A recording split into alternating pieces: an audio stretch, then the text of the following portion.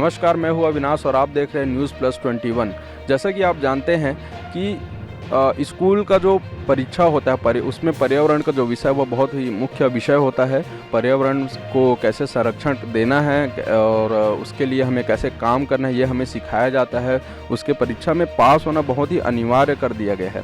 लेकिन अभी हम वर्तमान में छत्तीसगढ़ राज्य माध्यमिक शिक्षा मंडल के इस परिसर पर स्थित हैं, जहाँ पर आप स्क्रीन में देख पा रहे होंगे कि कचरों का ढेर इतना फैला हुआ है, इतना कचरा है यहाँ पर जिसकी कोई सीमा ही नहीं है। ये कचरा एक बड़ी बीमारी को आमंत्रण देता है, जबकि ये बिल्कुल ही गलत बात है कि एक माध्यमिक शिक्षा मंडल में जहाँ से पूरे शिक्षा नीति बनती है, शिक्षा का प्रसारण होता है, शिक्षा के जो विषय हैं, पर्यावरण को लेकर बहुत सारे विषय पर चर्चा होती है, लेकिन एक तरफ माध्यमिक शिक्षा मंडल में ही आप इतने कचरों का ढेर देख पा रहे हैं। जैसा कि स्क्रीन में ये एक बड़ी बीमारी को आमंत्रित करता है और इससे केवल बीमारियों से ही नहीं बल्कि छात्रों पर भी, यहाँ पर आने वाले लोगों पर भी गलत एक संदेश जाता है।